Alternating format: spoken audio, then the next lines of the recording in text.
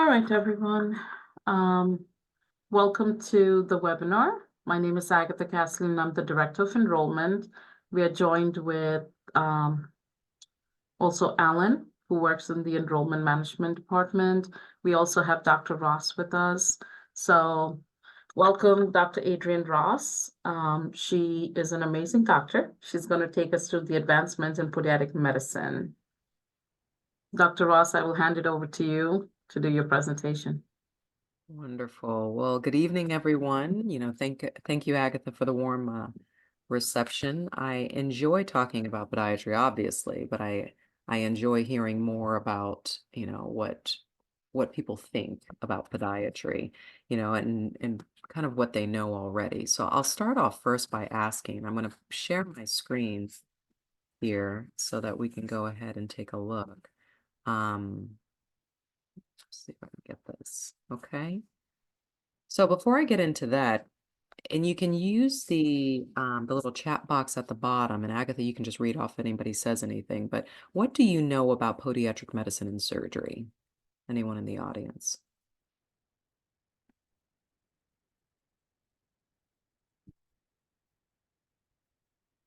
And if you don't know anything, you can say nothing. And you'll be in the same boat I was, however many years ago. I won't mention how many years. Okay, well, I'll take cue from there, and then I'll just go ahead and start. So what I'm going to talk to you a little bit about is what are some of the advancements, the current mainstays, as well as the advancements in podiatric medicine. And so that includes everything from conservative treatment to surgical treatments. And I have the privilege of being in the educational realm as well as the practicing of podiatric medicine. So I'm going to give you a little bit of a taste of, the different areas. So just a little bit about me, if you didn't already know.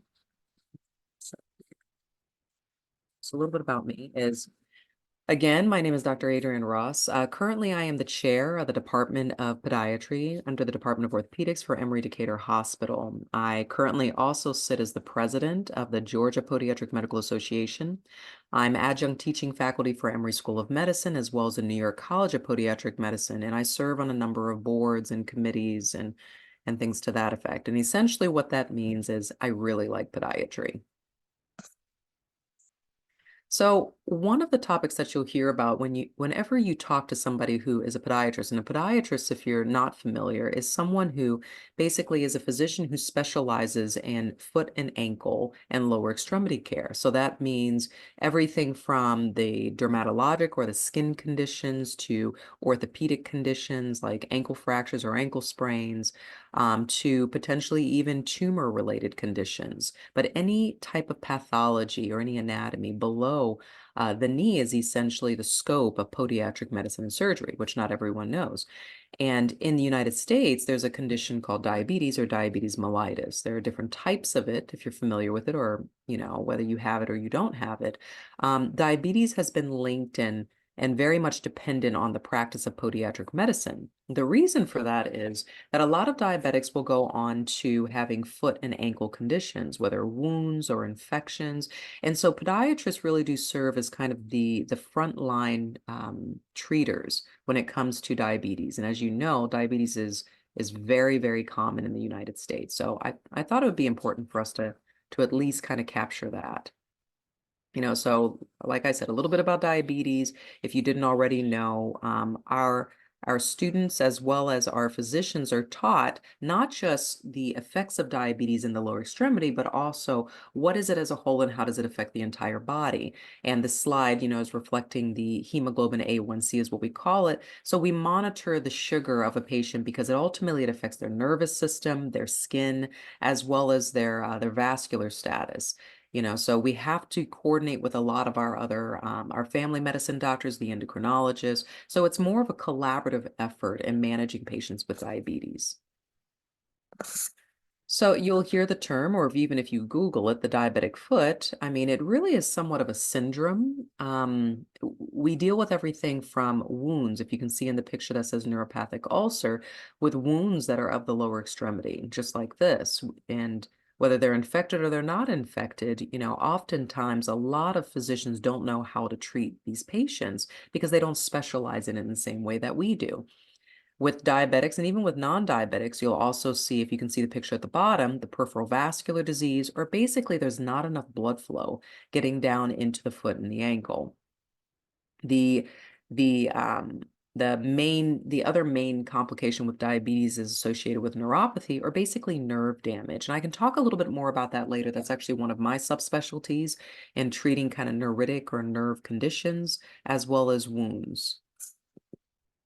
So these are just a couple of pictures, and just to illustrate, I mean, there are many different modalities in treating, neuropathy, and the teams that you're working with, whether it's surgical or wound care or whatnot. But essentially, podiatry is not just limited to one particular organ system. It really is, you're a dermatologist, you're a musculoskeletal specialist, as well as an orthopedist, as well as a sports medicine specialist of the lower extremity. So that's essentially what we're trying to get you to understand here.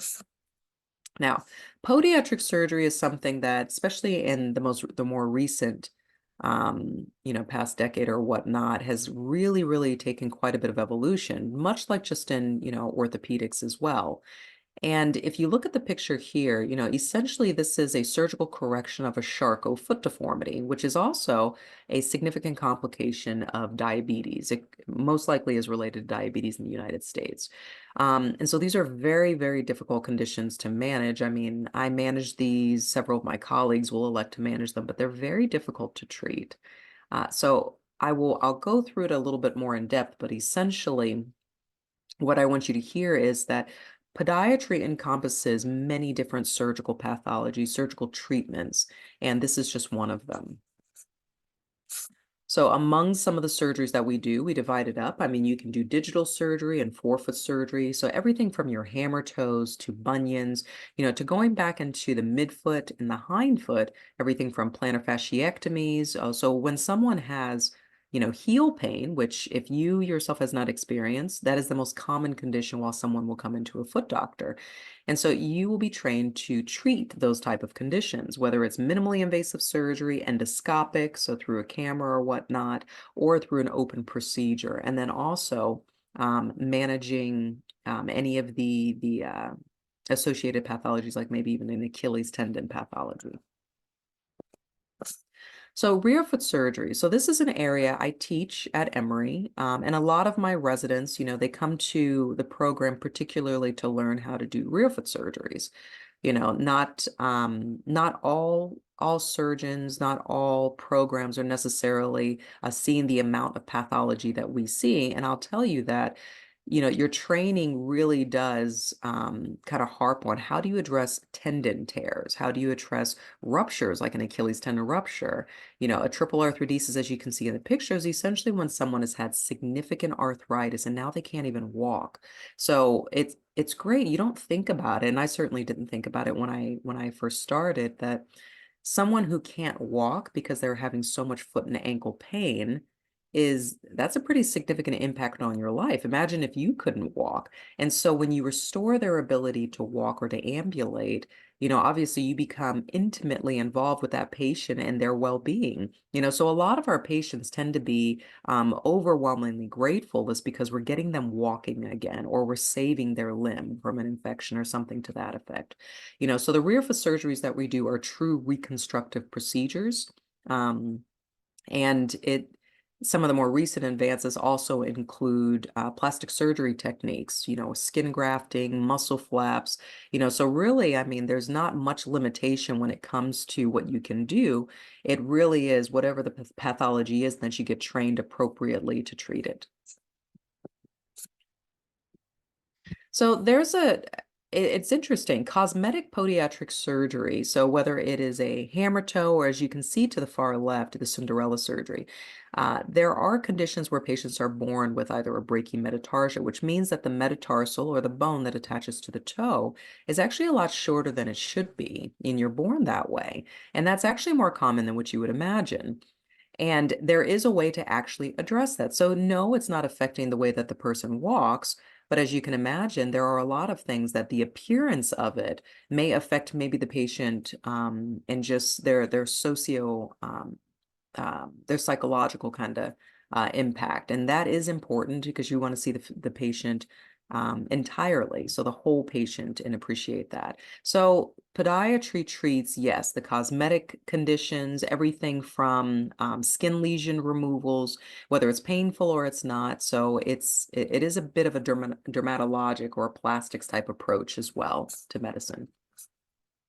There are many different foot deformities, and I'm just showing these as a couple of examples that do affect, patients and their ability to walk. If you look at some of these pictures, I mean, some of these patients they have rheumatoid arthritis. Some of them are just patients that they were just born, with a hammer toe or something to that effect, because it's very common. You would never believe how common it is until you start seeing patients or you start asking people, because most people, you wouldn't necessarily be looking at their feet, but it will stop them from walking, and it's going to have a significant impact on their quality of life.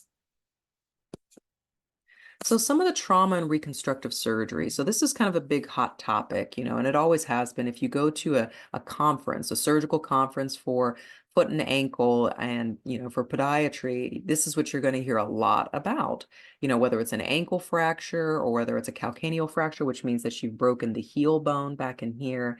It is important, worth noting, that you are trained to be able to handle these type of fractures, and it's actually quite difficult. I trained when I was in fellowship with several traumatologists and orthopedic surgeons, and nobody wants to touch the foot or the ankle a lot of times because it's so complex and you have to have appropriate training for it, which is the reason why in our training we spend so much time in dealing with these pathologies.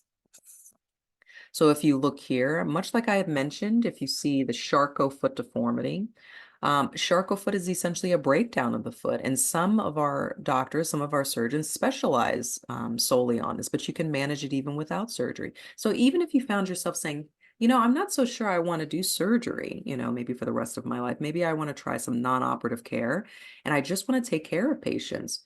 It's interesting that podiatry really does offer that, and there are very few professions that offer a surgical component as well as a non-surgical, almost like a physiatry type approach to patients, because essentially what we encourage is for you to see the patient for their whole being and what's affecting them so that you can get them back to walking, because there's a significant impact on who they are when they can't walk and what they can do. And so the collaboration of pictures that we have here is just showing just a very small snapshot of what we do and being able to get patients back to walking.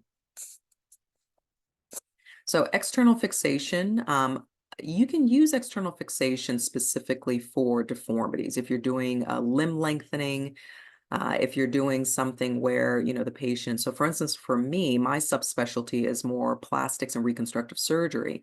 So if a patient comes in and they were in a motor vehicle accident and now they have a degloving injury and their ankle is exposed, usually for most surgeons, that would mean that they're having a below the knee amputation. So they're going to lose their leg. Oftentimes those cases will get referred to me, and I will put something like what you see here, an external fixator or a little bit of an erector set, to stabilize the leg so that I can rotate muscle into that area and cover the foot and cover the ankle so that that patient can save their leg and then they can go back to walking. So it does seem to be a bit heroic, a lot of the things that we take on, but that's our training and that's what you do. And I think a lot of times people don't realize exactly how we manage patients and what we're capable of, because they just haven't had exposure and they've never personally been through it. So limb salvage, these are just a couple of pictures. I mean, as a podiatric physician and surgeon, you're going to encounter, most of the time, at least in your training, wounds, and so whether it's wounds in children or it's wounds in diabetics or it's from trauma, you're going to have to be able to manage that. And the reason why that's so important is because a lot of physicians and a lot of specialties don't. So it's easy to put a bone back together, not necessarily easy to be able to say, how do I eradicate the infection and get it to the point where the patient is able to use that bone, use that limb, and be able to go back to their normal life. You're giving someone their life back.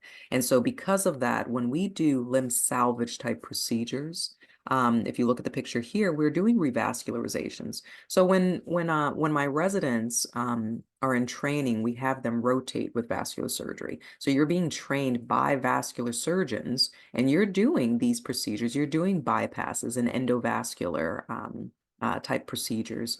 And when you rotate with plastics, you're doing plastic surgical reconstructions as well. So that when you're going through your training, whether you're in school or you're coming out in residency, you've been exposed. So you're not in an isolated, you're only seeing it from the tunnel vision of a podiatrist, because that wouldn't be appropriate. You're seeing it from the eyes of a vascular surgeon, as a plastic surgeon, as an orthopedic surgeon, seeing, maybe hip repairs. So I think that is the wealth in our field, that you really get a chance to kind of try on many different hats.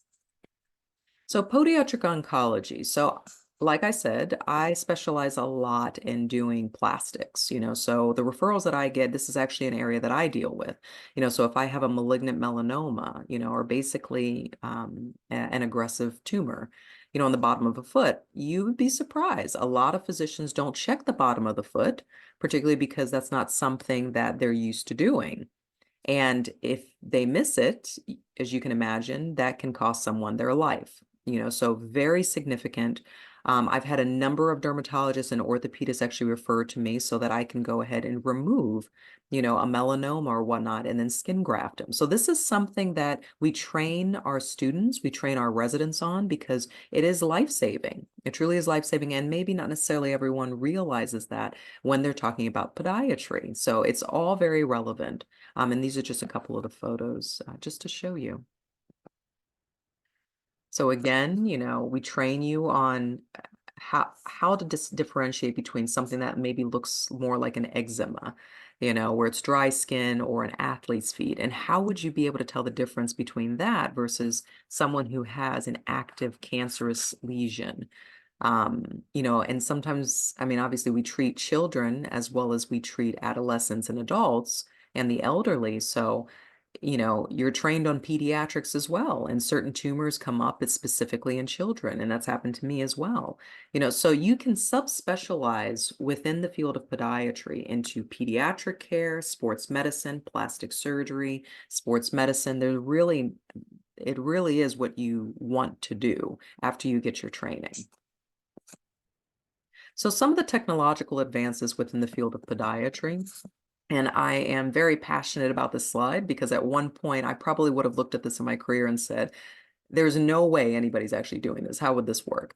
But if you looked at literature in spine, orthopedic spine, particular literature, they talk about caging, in the back, and fusions, and had a lot of really impressive research with that. Well, we've adapted that into foot and ankle, because a lot of times in the hand and the foot and ankle, that's where patients really, really do need some type of salvage procedure. And so in essence, if you look at this picture, this 3D printed implant, okay, is made of titanium. Titanium is one of the most inert metals, meaning the body's not typically going to have a significant reaction to it. I've had a number of these patients that I've done this on, and I can think of a significant story where I had a patient who twisted his ankle. He was a diabetic. He had Charcot, so the bone was prone to breaking down. And he dislocated his ankle, and it popped through the actual skin, the bone, right? And so this guy is probably, I think he was only 52, 53, so a young man at the time. And when they saw him in the ER, they immediately told him he was going to have a below-the-knee amputation. Well, he was my patient, so he calls me and says, hey, what can I do? And I said, okay, hold, just wait. Let me go ahead. We got him in, we cleaned him up, and long story short, we put him through a series of about 2 to 3 operations to clean it out, make sure the bone was clean, no signs of infection, and we removed the dead bone and replaced it with a custom implant. Titanium implant, so that now he's walking. He's completely walking. He's completely closed. I did a muscle flap on him as well. But I'm giving you that story because a long time ago, whether it was in orthopedics or podiatry or even spine, these things weren't considered possible. And now, because of what we've learned about how the way people walk and how important it is for the body, that if you're not walking, if you are not ambulating, it actually has an impact on your heart. you know? So keeping people walking is, in essence, keeping them alive for many reasons. It's not just a convenience. So I thought this was an interesting case, and I just have personal experience with that.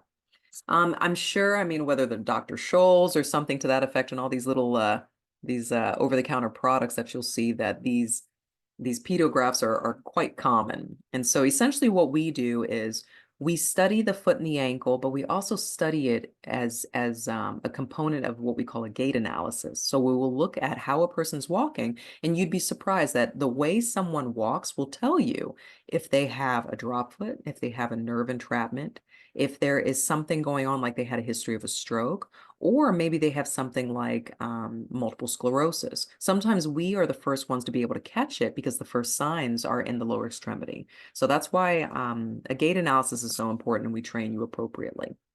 So here we go. How do you become a podiatrist in the United States? And I lecture in the US, and I've lectured outside the US. And what people don't realize is you can't be a podiatrist everywhere in the world, you know? And so it's such a valued specialty that people typically will ask us from the United States to come over and speak in other countries because we know the foot and the ankle and the lower extremity so well. So the road to becoming a podiatrist includes, I mean, you do 4 years of undergraduate in college, you get your degree. You do 4 years of podiatric medical school, so just like allopathic or osteopathic medical schools. You have to pass your boards, part 1, part 2, and part 3. And then after that, you want to match into a 3-year residency program. So 3 more years of training to really hone in, and those 3 years includes vascular surgery, plastic surgery, orthopedic surgery. It includes infectious disease and rotating with our internal medicine teams. So it's not just 3 years of foot and ankle. It starts broad and essentially introduces you to foot and ankle surgery, but then it's telling you in your training that we want you to be a well-rounded, a fully practicing physician. We don't want someone who's tunnel visioned. And as you go into your second and your third year, we then throw, you know, kind of more complicated cases at you, and we train you up. So by the time you're ready to come out, that you are able to handle, you know, pathologies and difficult cases of the lower extremity that others are not able to handle.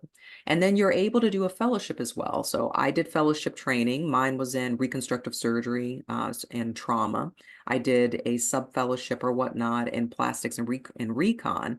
And so whatever fellowship you choose, whether it's sports medicine or whether it's pediatrics, you know, or pediatric surgery, you know, it really does give you the opportunity, much like other specialties, ID fellowships or pain management fellowships, where you can say, you know, I really enjoy this profession, but I really love this particular area, and I want to hone in on that niche, and I want to be the best at that particular area. The profession allows you to do that and to continue in your training if that's something that you desire. And so as you can see there, trauma, pediatrics, deformity correction, and I know several of obviously these fellowship directors, and the fellowships are growing substantially. That's also something that's really kind of thriving within our field. The current scope of practice, this is a question sometimes I'll get asked. It's different in different states, but it's interesting. The current scope of practice within New York specifically, it includes obviously the entire foot, and I put a picture up here so that you can see. There are over 107 ligaments just in the foot and the ankle, just so that you're aware. There are over 28 to 30 bones, give or take, you know, extra bones, because some people have them. And there are about 33 or so more joints. You know, so just the foot alone is enough for you to work with, which is why some people get intimidated by it. And that's why we spend so much time in giving you specific training on it. So the scope includes the entire foot. And then as you get up to where you can see the talus, this bone, this is your ankle joint. And then the tibia here. We treat pathology that includes the tibia and all the way down into the foot and the ankle. We also treat soft tissue all the way up into the leg as well. And so I can answer more questions about that, but the most important aspect of it is whatever is happening in the foot and the ankle, you have the ability to treat. Okay. And the pathologies that are associated with it, whether diabetes or it's rheumatoid arthritis or somebody has lupus, whatever that may be, how it manifests in the lower extremity is in your scope to treat and your training. So there in New York, we have a standard ankle surgery privilege. So some podiatrists, when they come out, just like in orthopedics or any other specialty, not everyone wants to do everything, okay? And they don't necessarily need to do everything. So some of our surgeons say, hey, I want to also do the ankle. I want to do ankle arthroscopy, as you can see in the picture, which is something I do a lot of as well. And essentially what you're doing is you're concentrating on pathology that's within the ankle joint. So ankle arthritis, bone cartilage injuries, scoping, just like we scope the shoulders and the knees, you can do the same thing within the ankle. And ankle fractures, anything related to that. We don't go up into fractures of the distal leg, like the tibia itself. We try to concentrate, just like we do as hand surgeons. You know, hand surgeons specialize in the hand. We try to specialize in the foot and the ankle and the lower leg. So advanced ankle surgery privileging, much like I was stating, I mean, there's many different procedures um, um, that you can see here. So if you look at the picture here, this is an ankle ORIF, or what we call an open reduction with internal fixation, where we're addressing a fracture. Okay, so there are many different types of procedures that you can do, you know, obviously of the foot, the midfoot, the hindfoot, and the ankle. And I just wanted to address this, that there is advanced ankle surgery privileging that you can have. Okay, so at this time, I mean, I know I've covered quite a bit of information, but I wanted to take a moment to answer any questions, and more importantly, to kind of slow the pace down a little bit here and explain a little bit more of what I'm talking about. So podiatry or podiatric medicine really does come into the picture at hospital systems as well as large groups. The misconception about podiatry is, oh, okay, so you're going to kind of do it as a lone star. You know, you just go and treat your own patients. But podiatrists have the ability to, yes, you can start your own practice. But you can also be an employee of a hospital. You can work at an educational institution like a college, like the New York College of Podiatric Medicine, and train other doctors and students. But there's really nothing that you can't do, you know? And so oftentimes when I talk to my students and I talk to my residents, that's something that oftentimes will come up. They'll ask me what exactly is that it is that I can do with my career later. And the sky's the limit. You know, so I'm going to pause right here and give everyone a chance. If they have questions, that they can go ahead and ask me. I welcome all the questions. I would definitely say, please type in your questions in the Q&A bottom. So we will read them out and then Dr. Ross could answer them for you. Thanks.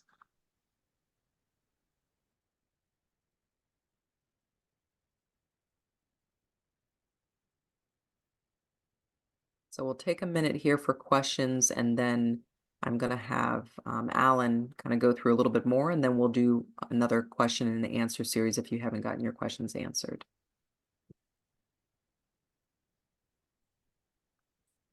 Agatha, just let me know if you see questions. I'm not seeing any questions. I think you did an excellent job explaining them everything. Hopefully I didn't scare anyone.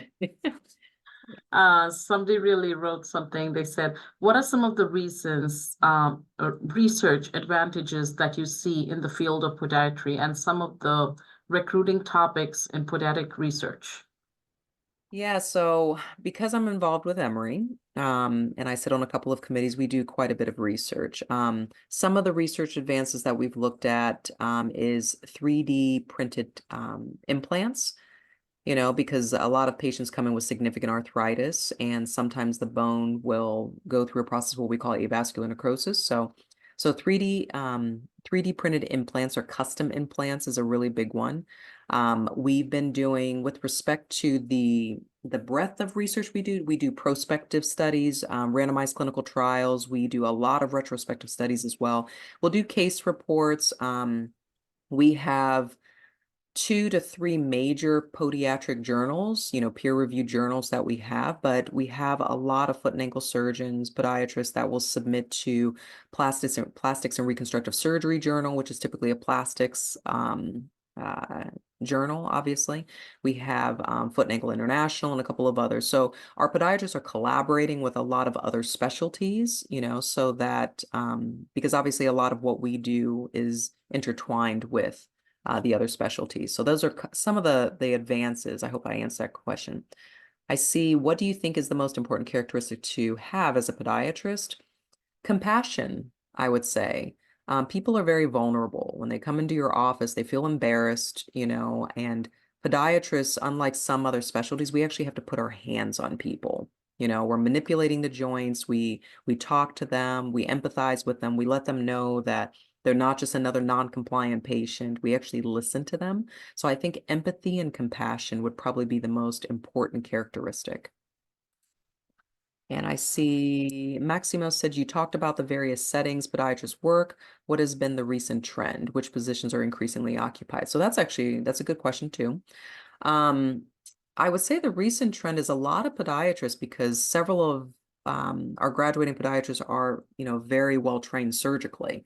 When you come out of 3 years of surgical training and then, you do a fellowship as well, you're one of my residents I was actually just talking to recently just got offered a contract at a major hospital system.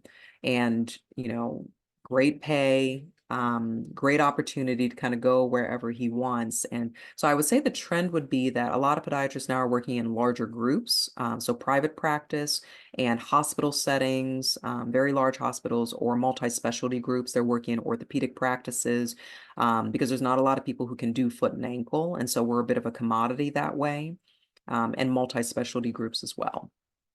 And then I see, how might a fellowship influence how you practice? Do you generally recommend fellowship or is it a case by case?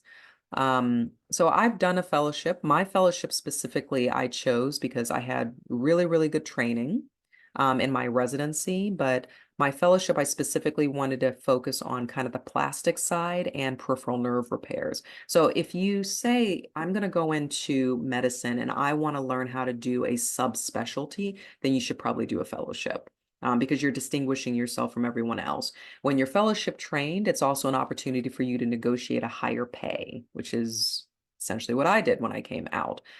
Because you're also comparing yourself against other specialties, non-podiatry, that have done a fellowship. Kind of the field of medicine sees that as, okay, you've had additional training that wasn't necessarily required. You sought out additional training for a subspecialty. Do you have to do it? No, you really don't have to, but it depends on what you want to do and as far as practicing and what subspecialty. And then I see, and the last part of that question, how might it influence your practice? My practice is particularly comprised of a lot of patients that travel from out of state. They'll come to see me for nerve conditions, revisional surgery, or if someone couldn't get a wound closed, for me to do a muscle flap. So the majority of my practice is very, very heavily weighed towards that and more complex cases, because they know that I'm fellowship trained in that. Mahmuda said, in what ways do podiatric surgeons collaborate with other healthcare specialties for comprehensive patient care? Oh, I love that question. So what we do is we do research together. And I was trained when I was in fellowship in a trauma 1 center. So we do a lot of polytrauma cases. So what that means is that I would come in with my team and after, let's say, general surgery repaired, a laceration to the liver. After they're done, we'll piggyback and say, okay, are you almost done? We'll come in and we'll go ahead and fix the ankle and the broken heel. And so you'll see sometimes 2, 3 teams in at the same time, especially in level 1 trauma centers, because we're trying to maximize that the patient is under anesthesia and addressing everything all at once, if that's appropriate for the patient. Other ways that you'll see us do more of a comprehensive approach is not just with research, but in referrals. I work in an area where my orthopedic practices and colleagues around me know that I treat foot and ankle and I manage them well. And so oftentimes they'll refer everything to me, for foot and ankle, everything from a drop foot. I'll do a drop foot reconstruction. And so depending on what type of pathologies you treat, you may be more linked to in your community where vascular surgery wants to refer to you, infectious disease typically will refer to you, ortho, spine surgery is a big one for me because I do drop foot repairs. So that's the way that we collaborate. And because of that network, and that's actually one of the talks I'm giving to our National Student Association, is how do you build your network? it's important because the type of patients that you treat, they don't come in with just a foot problem. They usually come in with a multi-system issue. And so that's how we collaborate with a lot of our caregivers in and outside the hospital. Wonderful questions. Well, thank you everyone for that. I'm going to let Alan go ahead and move on. Hi, everybody. My name is Alan. As Agatha introduced me before, I am the Assistant Director of Enrollment here at NYCPM, and I am super happy to be speaking to you guys today. So, Dr. Ross, if you could just move to the next slide for me, please. Thank you. So I'm just going to talk a little bit about our application procedure and admissions in case you were really interested by what Dr. Ross said and you wanted to get started on that right away. So if you want to apply to us, you have to apply through the, we call it APMAS. The C in that acronym is silent because with the C, it's impossible to pronounce. We need your official transcripts, official MCAT scores, and then 3 letters of recommendation or 1 pre-health committee letter. We have rolling admissions right now, but we do have 2 periods in which you can start. One is the January semester, which unfortunately for 2024 has already started. The second is the fall term, which the applications for close on June 30th. The priority deadline is April 1st. Here at the bottom right, you can see some of our average statistics. We have an average MCAT score of 498, average overall GPA of 3.2 and 3.0 in sciences. And your prerequisites are the same as any other MD/DO program, biology 1 and 2 with a lab, chem 1 and 2 with a lab, physics 1 and 2 with a lab, and then a year of English. Does anybody have any questions about the admission stuff before I move on?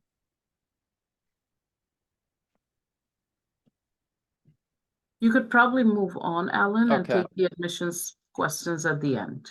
awesome. Dr. Ross, could we move to the next slide, please? Thank you. So NYCPM is the oldest podiatric medical school in the United States. We were established in 1911, meaning that we've been teaching the science of podiatric medicine for well over 100 years. 25% of all practicing DPMs in the continental United States came from us. We're really proud of how far and wide our graduates go. We have an 100% residency placement rate for the past 5 years. We're located in the center of New York in between 3 subway lines, so you could get anywhere in the city within 30 minutes.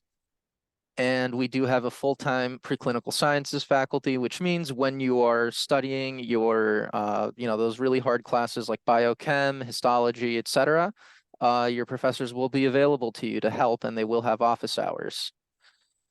Okay, so if we move to the next slide, I just want to inform you, NYCPM is we're not exactly hosting, but we are allowing students to go to this conference with us. And essentially, this is a conference in the middle of Times Square at the Marriott Marquis. It's a multiple day event, but if you attend the first day with us, entry to the rest of the event, you can still enter the event the rest of the days. The QR code you see on the screen right there is a QR code that leads to the registration page.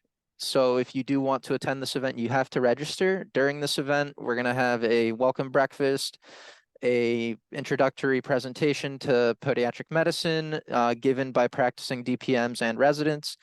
Then we are going to, we're going to let you loose into the conference to browse through all the hundreds of thousands of exhibits and talk to anybody you want.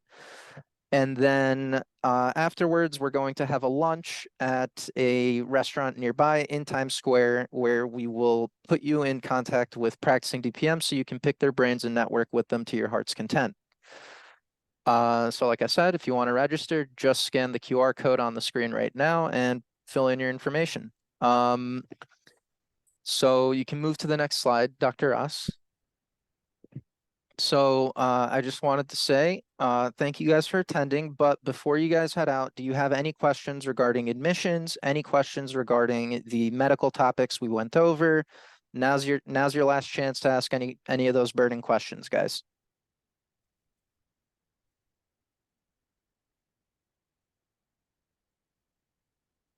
I see two questions. Can you elaborate on the priority deadline, April 1st? And then what is NYCPM's class size and has it been Okay.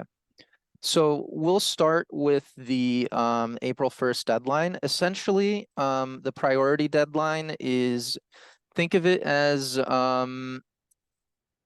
I don't think it's early decision because early decision implies that you make your choice already. Essentially, if you apply in April, you will get your decision back first. You will know faster.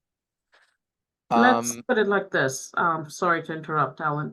So early decision basically where it's an ongoing process. We take applications all year round. You get a decision right away. We act on applications really quickly, but we also offer a lot of scholarships. We give around $750,000 annually. So if you apply first, you get a big chunk of that scholarship or whatever they have to offer, depends on your credentialing or whatever you have, you know. They base scholarships on different type of things. We also look at the application and the holistic view of seeing the whole application. It's just not one or two things. It's just not your MCAT score or your grades. We see how you did, how did you improve, what did you do at the time, what was your extracurriculum activities, did you shadow a DPM, which is very, very important because you also got a passion, the profession. So basically, that deadline, I would definitely tell you if you want to start in August and want to go as a smooth sailor throughout, you know, start your classes on time and have everything in order, the August 1st deadline is the best, the April 1st deadline, but the application cycle doesn't end until June 30th. You could still apply, but then you'll be in a rush to do the interview, then to move to New York or whatever the thing is. And we have students from all over United States, even California. So if you're one of those students, apply first. Don't be in a rush. The interview process is great. You could pick your dates. And I promise you, we give you the dates that you request for most of the time. Could you remind me of the other question? For some reason, my chat's bugging out and I can't see the questions. So we have The next one is, what is NYCPM's class size and has it been changed? So every year we have a class size of one, like the seats that we have is 109, depending on the eligible applicants or how good of an applicant pool that we get. Based on that, the class size changes every year. But also keep in mind, we are one of the best podiatric medical schools in the country. We are the first, also established in 1911, been around for a very, very long time. And we have a lot of DPMs. We are very well known for everything and the hands-on. And the most important thing, we're in New York. We're in the heart of New York, where you get to see so many different type of pathologies and learn so much as a student. We also have FCNY, which is attached to the college, where you could also start with at the end of your second year. That's when you get all the hands-on experiences. I hope I answered that question. Is there any other questions? Yes. How does NYCPM support prospective students with the possible scholarship? So basically that answer would basically be, it all depends on your test scores. How well did you do? So we have 3 different types of scholarships. The first one will be based on your academic performance. The second one would be based on all the different things that you do while you go to school here in terms of how well you participate in different things. Some people work at the library, some people do different things. Just depends on what you're going to do. Some people work with social media groups. Just depends on how well you participate. And the third ones, we have a lot of different state societies, a lot of alumni. We have different type of scholarships that are granted. You just need to be more proactive in writing those essays, kind of filling out all those forms. You will get one of the essays. A lot of our students are at least on 1, 2, or even 3 different type of scholarship. It just depends on what you qualify for.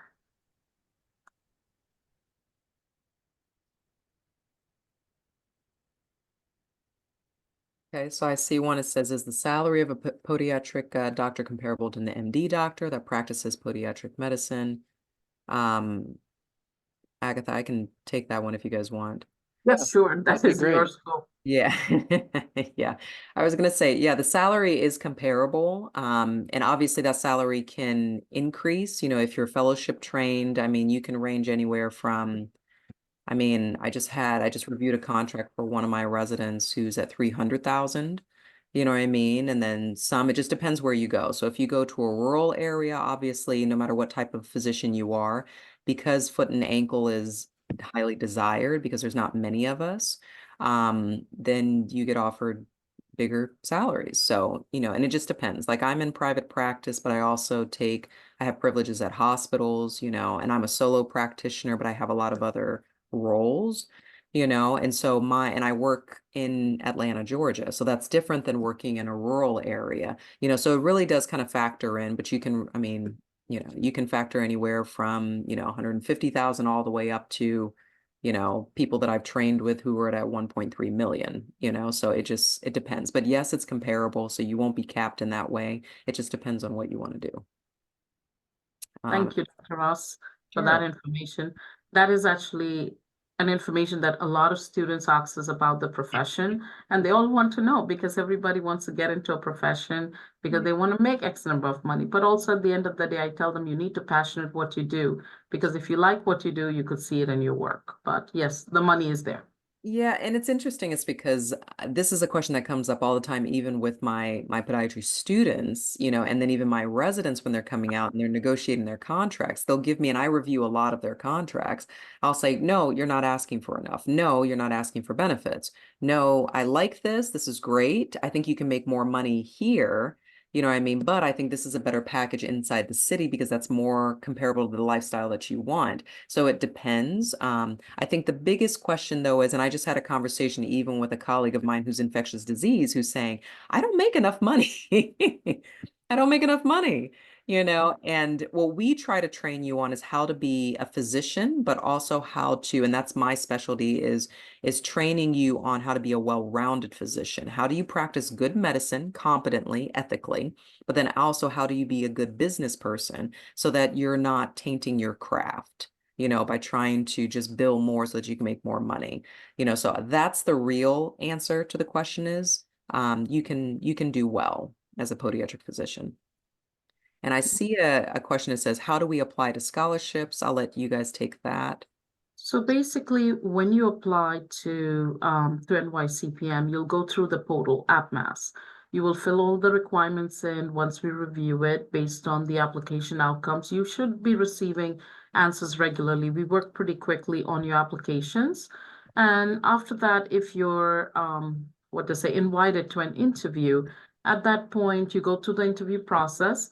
When you get the acceptance, you will get the scholarship. That would just be your first scholarship. Now, keep in mind, like I said, there are 3 scholarships. So the other 2 scholarships that you might be eligible for, but that is after you become a student, because those perks are only for NYCPM students, right? So that comes only after you start your classes, after orientation. The next one is, do the 3 recommendation letters have to be from a science professors? So a lot of students actually have committee letters. Some of them come from the advisors. Some of those letters come from the DPMs that they shadow. Some come from their professors. Depends on how many different type of options you have. I would definitely tell you put one DPM letter. It is always useful to have a DPM that to see that you did shadow one. The next one would be your professors, or I would say basically anybody else that want to vouch for you that you worked with. Those are some very good questions. Do you guys have any more questions? And also just one of the questions to let you know, somebody posted, how does NYCPM support possibly scholarships? But also just to put it out there, it's not only about scholarships. Sometimes we also, and all the time, we have virtual advisement sessions. So you could always go to our website. You could go to enrollment.nycpm at nycpm.edu, basically. I'll put it in the chat. You could log on to that and you could basically schedule a virtual advisement. After you log into that virtual advisement, we'll tell you to send in your transcripts, your MCAT scores, and your resume. We'll review it with you over Zoom and then tell you exactly what is lacking where. And if you fix those things, basically, I think you should be in a good condition to get some scholarships. So if I can add, and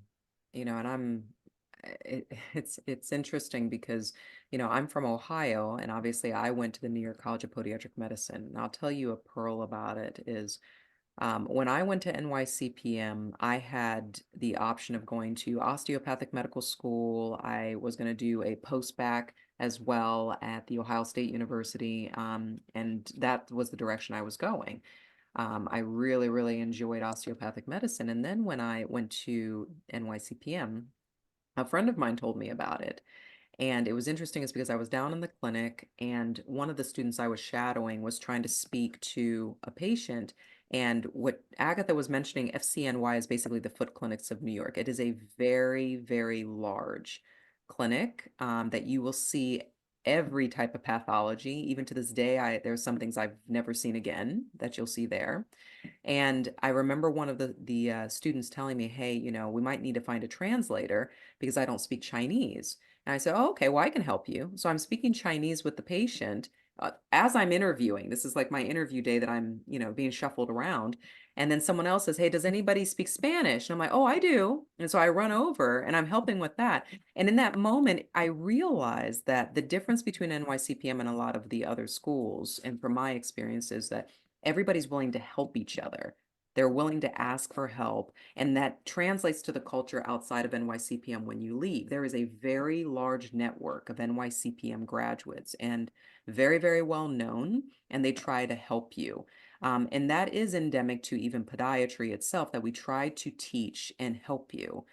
So if that helps in any way, shape, or form, that you want to become, if you're going to endeavor in the field of medicine, you want to be in a field of medicine where people want to network with you and give you the tools so that you're able to be successful, not just as a physician, but as an individual, because you're not just a physician. And we try to encourage you to remember that. So when you're in New York City and you're able to make new friends and see new places and experience many different cultures, it is a precursor to what it'll be like when you go into the field of medicine as a physician, a respected physician, that you will enter the culture and the world of other patients, and you will be much more equipped to be able to empathize with them.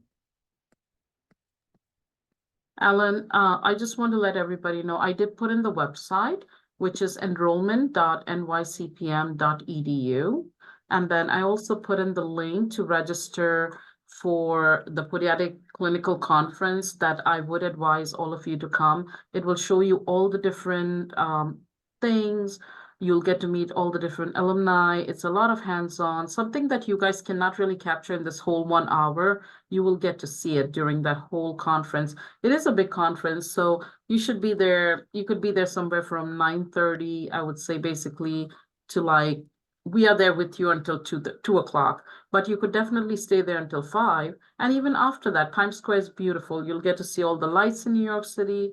It's one of a kind. No matter where you live, I would say definitely bring your family down. It's a Friday. You could probably stay over Saturday, Sunday, and enjoy yourself. And then there was another question, and I'll let Alan take this. How do students get involved in extracurriculum in NYCPM, such as joining clubs and research, etc.? So on day one after your orientation, I'm pretty sure we have like almost like a fair for the clubs, but also all you have to do is send a either an email or go to the club leaders in person and ask them to join.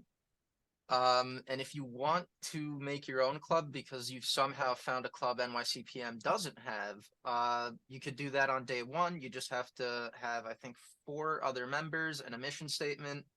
Then you have a conversation with Lisa and, you get a budget. Alan, can you put your speaker down? You sound Sorry, like did you hear me? you're sounding like an echo. No, Okay, but did you sorry. understand my answer? Partially. So let me just do this. In brief, I'll tell you. So basically, we have a lot of different clubs. Everything that you could imagine, we have. If there's a club that we don't have, you could basically come up with the idea, take it to the Dean of Student Services, who's Lisa Lee. Lisa Lee has been around for more than 20 years, and she remembers every single person. I don't really know how. She remembers class of X, Y, and Z. So she's like a directory. Whenever you want to go to her, she's always there. She's always willing to help. There is a long line of people standing outside of it. But guess what? When you graduate from NYCPM, you will remember Lisa Lee from orientation all the way after graduation, and you will continue keeping in touch with her forever. That's how NYCPM works. It's one big family, right? So when you have these club ideas, you bring it to her. She'll give you a guide, tell you exactly what you need to do from there. And then you take it on and you could form your club within a week or two. Just depends on all the criteria you could get together. But yes, they do have amazing criteria. We do have a lot of different events for students, and everything basically melts down to how could the students get in contact with DPMs, the new technologies and everything else, so they could socialize and build their network. It's all about networking, which NYCPM has the most because we have the most graduates and most DPMs out there. That's why we always tell our students and everybody else, please go to different events and meet different people so you get to build your network. You never know when you would meet that person to be your new future director. I mean, just say a residency director or somebody else that you're going to meet in the hospital in the future. Dr. Ross, would you like to add something to that? I'm giving a lecture actually at our annual scientific surgical conference, and that's the title of it, The Power of a Network.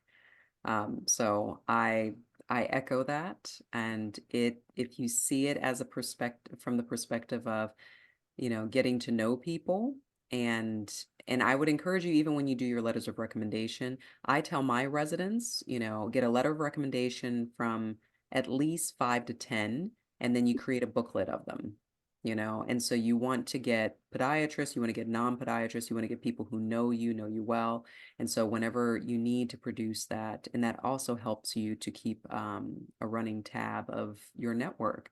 But your network is the most powerful thing you'll have, and that's not specific to podiatry, that's just in general. And so we try to help you build that. Okay. Agatha, you're on mute. Oh, sorry, I was talking to myself. I was actually reading the next question and somebody was asking about the application side. So I will post it in. So if you go to the website that I did put in, enrollment.nycpm.edu, at the bottom of that, there is the application site, but surely I will put it into the chat so you have that information with you. And keep in mind, if you are interested in attending the conference, you have to register ahead of time because we have to get the badges for you to get in. You cannot just get in. You do need registration. So please do the early registration as soon as possible. Okay, I did post the website where you could go to apply. If you need any help from there, you could always reach out to us, do a virtual advisement, and we're there to help. So right now the time is about 6:01. I would definitely tell you, thank you so much, Dr. Ross, for being here. It was a pleasure meeting you. And